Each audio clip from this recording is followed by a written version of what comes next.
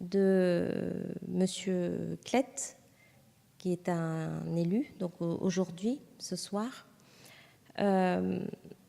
Donc, bien sûr, nous partageons tous la peine, votre peine, la peine de ce territoire. Nous adressons bien sûr à la famille, à ses proches, toutes nos sincères condoléances. Le sujet que vous abordez, et vous l'avez abordé de façon très globale, puisque vous avez balayé le sujet immédiat qui est la sécurité, et vous avez abordé le sujet du port d'armes.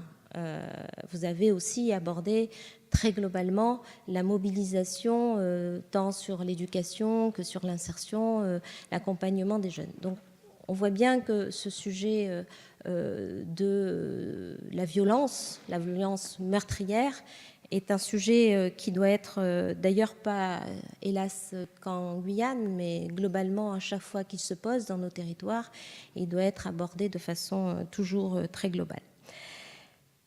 En ce qui concerne, je vais reprendre le sujet sur l'approche globale et votre bagarre, votre combat, pour qu'à terme nous soyons dans ce pacte d'avenir, son écriture, son partage, et puis sa matérialisation. Nous y sommes presque. Dans quelques jours, nous allons signer ce pacte d'avenir.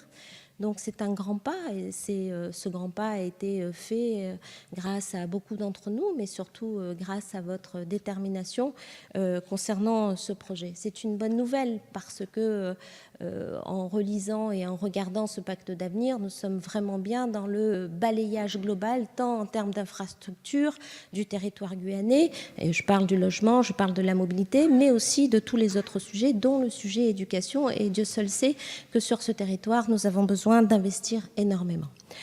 Ensuite, et vous l'avez dit, il y a ce sujet du port d'armes, il y a eu les rapports, le rapport que vous avez cité, on ne part pas de rien, il y a des situations, c'est vrai qu'il y a une situation particulière sur la Guyane, particulière sur certaines armes, parce que la réglementation nationale ne s'applique pas pour toutes les catégories d'armes de la même façon. Donc, de ce point de vue et de l'approche sécuritaire, je veux dire, ce que j'ai fait, ce que nous avons fait, c'est que j'ai demandé au préfet de Guyane, de concert avec le ministre de l'Intérieur, de faire pratiquer des contrôles accrus par la police et la gendarmerie pour permettre la saisine d'armes sur cette thématique. Il faut que nous puissions démultiplier les contrôles et la saisine d'armes qui ne rentraient pas dans le cadre. Vous le savez, c'était aujourd'hui annoncé, l'escadron est arrivé en Guyane, l'escadron promis par le ministre de l'Intérieur. J'ai demandé aussi d'organiser une concertation élargie avec les collectivités pour que nous puissions mettre en œuvre une réglementation qui permettrait de traiter l'acquisition en Guyane, mais ailleurs aussi, et la détention d'armes.